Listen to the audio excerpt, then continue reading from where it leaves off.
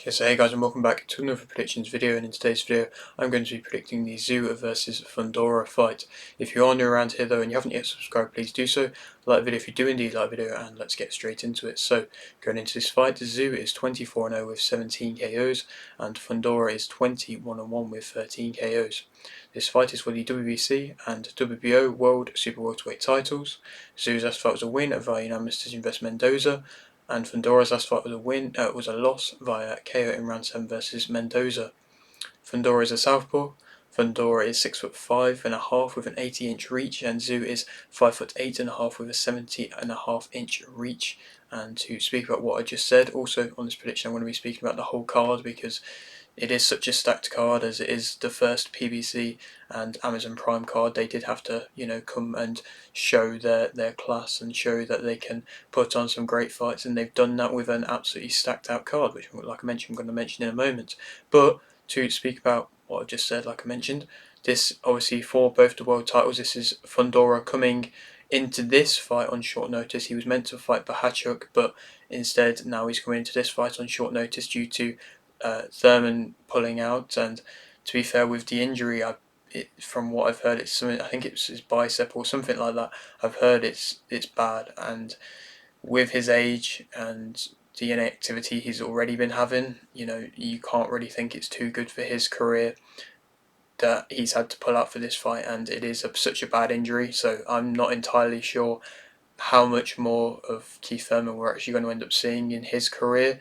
But he's entertaining, so it is a bit of a shame. But yeah, we've still got this fight on, and Tszyu is somebody who I'm a fan of, and I'm excited to see him now fighting consistently at a world level and for world championships now, and it's been something which has been long deserved. And even though he has this big Tszyu name, he's really built himself as a brand and himself as a fighter, and he's had to work hard to get to this point. But now he's at this point, it's great to see. And with this Fundora fight, yes, it's a huge fight, but from the looks of things after this fight, I'm going to talk more about them near the end of the video, but it seems like there's going to be even bigger opportunities for him, which, like I mentioned, are fully deserved, and he deserves that chance to cement himself. I mean, in that kind of world championship level, that level where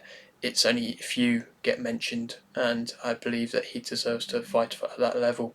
But to speak about last performances, Tszyu's last fight is a very, very good performance against Mendoza. It was a performance where Mendoza was coming off the Fundora fight, and he did what he had to do. Tszyu completely shut him out.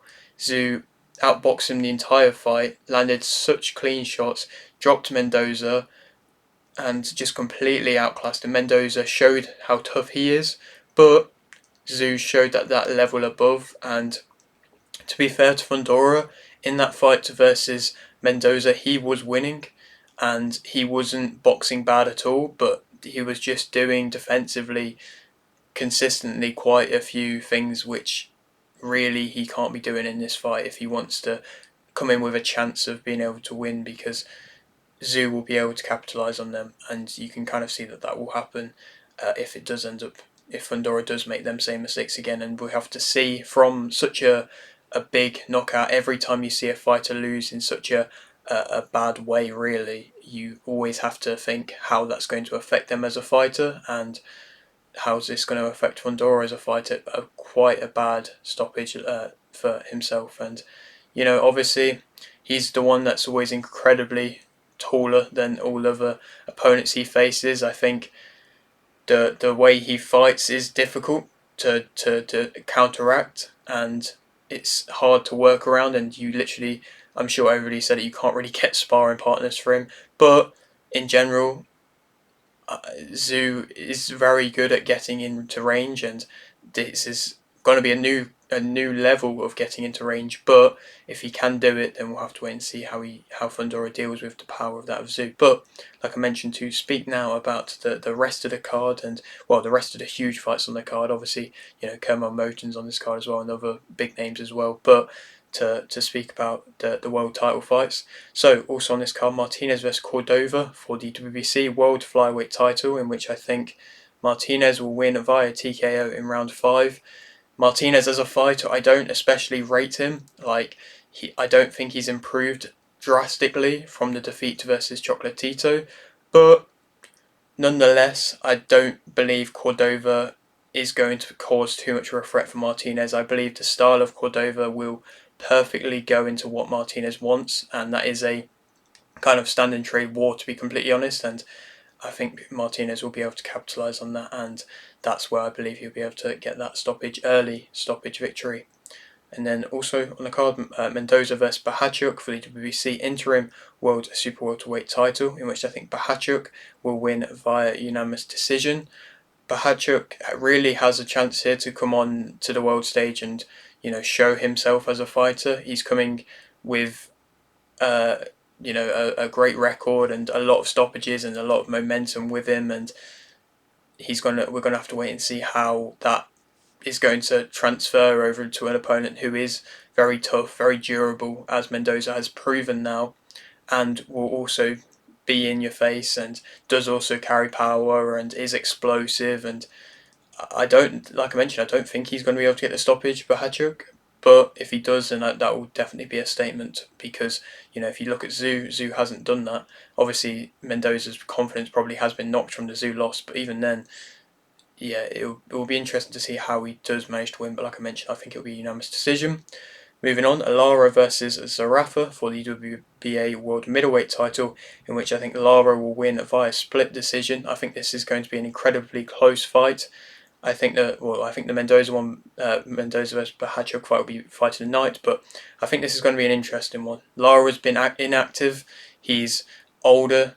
He's 40 now, and Zarafa has been also around for a while. He hasn't really ever successfully fought on the top level, and he's now back fighting for a world championship again, and he's put himself in the mandatory position. It's good to at least see Lara fighting, but I still believe he still has got things in him, and obviously I think Zarafa will probably test the chin of Lara a bit.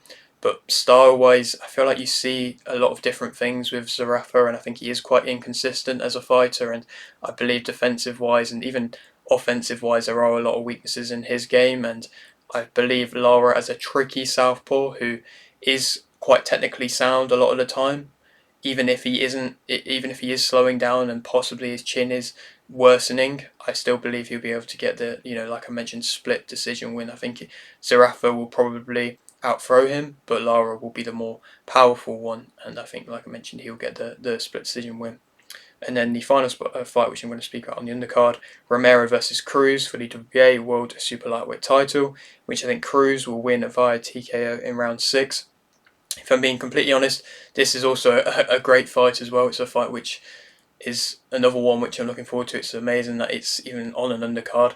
But yeah, I believe Cruz TKO, and I think Romero, attacking wise, he's just so aggressive and just really wants his way with things. And I think if he can't get his way with things, then he does get frustrated. And Cruz, being that of a similar build to Davis, but also a completely different type of fighter to Davis, Romero seemed to struggle to hit Davis quite often at times, and Cruz has very unorthodox movements and will also be in your face as well, and won't give Romero the space to work, which he often likes to have. I believe with Romero dropping the guard often and Cruz being so explosive, I don't think Romero will be able to counteract it as well. And like I mentioned, I think Cruz will be able to get a stoppage in the end. But to go back to the main event, Tszyu as a fighter, he's now proven, in my opinion, to have a good chin. He has been dropped, but he's faced adversity and he's proven that it didn't really affect him too much. He managed to come back in the fight and look comfortable, and yeah, he's proven that he's got a good chin. He's explosive, he's high pressure, he closes the distance very well and finds his range in which he's comfortable in very well. He's got high guard, takes risks, sometimes unnecessary risks, sometimes necessary risks, but nonetheless it makes it entertaining. He's got very good body work. He goes to that of the body to the head very nicely. Has heart. He's shown that he can take a shot and has heart and can push through that. He's got momentum on his side, of course, that much more than that of Fundora. He's going to slow you down with that bodywork, and with Fundora obviously being such a big target, if he can start working the body, wearing it down, I'm sure often you've seen fighters, try and do that to Fundora, and it's not as easy as said, but I believe someone like Tszyu might be able to do so. He's always in control, he's always throwing in pairs, and he always looks very composed, comfortable. Of course, he has the power. Of course, he can also counter well as well in the process. He can fight in the mid-range, in the close range, and he's a very well-rounded fighter. Obviously, he's not, the quickest at times on the defense, and, I'm going to mention some things negative in a moment, but very, very good, talented fighter, and one which that performance against Mendoza really, in my opinion, showed that. Negatives, I suppose, he is willing to stand and trade and can possibly get drawn into a little bit of a fight at times, and he does take hits. Like I mentioned, he's got a good chin and a good tight, compact guard, but he does take hits and he can be countered. He sometimes doesn't move out of range quite enough, and with Fundora, I suppose maybe you want to stay in close and in range, and so you don't really want to move too much out of range. But against Mendoza, who was a similar type of frame to him, I feel like possibly at times he could have maybe stepped a little bit further back to be able to, move out of range and then counter. His speed isn't always amazing. He's explosive in his work, and he'll, come on strong, but he isn't always the fastest with his hands, and so possibly you could argue there's counterers you can counter against, if that makes sense. He can force the fight a little bit if he thinks he's, gonna be able to stop you, and against Mendoza possibly at times he did that. His head movement is always amazing. He can seemingly be frustrated a little bit sometimes. When he takes a shot, he instantly responds, which is good, but you can tell that, like, if he didn't get the response off, then you can see that there's an aggressiveness which you need there, but you could argue that that could lead, if somebody knows how to work into it, to that of frustrations, and maybe if he steps up and fights someone like Crawford, possibly you could see that. He needs to remember to go to the body. Like I mentioned, great body work, and that's something that's going to be so important, but sometimes he can headhunt a little bit if he's trying to force the fight, and he needs to remember to go to the body. He can sometimes, in my opinion, when he is on the back foot, it isn't always the best of work, and possibly Fundora might be able to keep him on that other back foot and keep him at a distance, and he can stand a bit straight on at times when he is unloading Tszyu, and then he's definitely there, a target to be hit.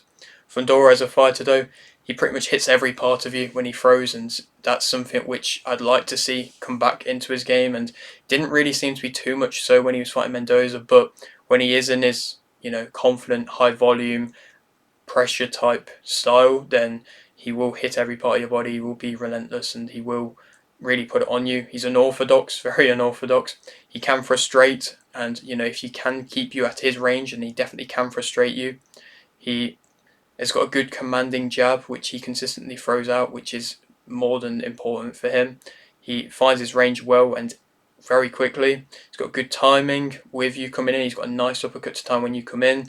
He controls the centre of the ring quite well, and so Tszyu might have to be on the back foot for this one, and we're interested to see how he deals with that. He's got solid combinations. He can also, though, be physical and can box in close as well. Something which I've always mentioned is different to that what you expect from Fundora, but he's definitely got it in his arsenal there, able to do. Negatives about him, I mean, his chin, it's very good, and he took some very good shots consistently against Mendoza, which isn't really the best of things, but it has been hurt now, and it has been hurt badly now, and when it gets hurt badly, often fighters can't always recover, and with somebody like Tszyu, who is going to catch you and is going to hurt you probably with some of his punches, is the chin being tested isn't always the best of things.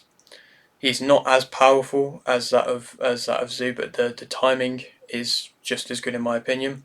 He's the effect of him being stopped. How's that going to mentally play a factor? Head movement. How's it's not especially good. It really wasn't anything amazing against Mendoza. The standing of the upright, the footwork, the low guard, like I say, he consistently got caught with shots against Mendoza, and if he'd have just made them adjustments, then possibly you would argue that the stoppage may not have happened and he actually could have gone on to win.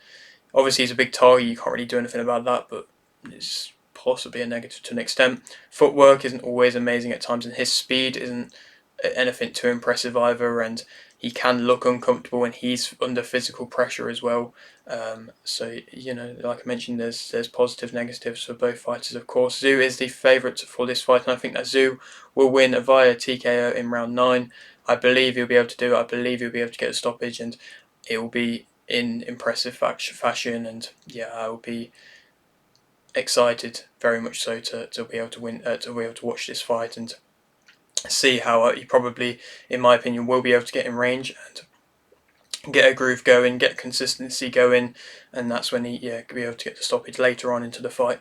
Then who we could go on to fight, I mean, Crawford and Spence have both put themselves forwards for that fight, and I feel like for Tszyu, he's going to be more than willing, wanting to fight either or both of them. So I mean, Crawford's made himself mandatory now, so you'd like to think that that fight's next.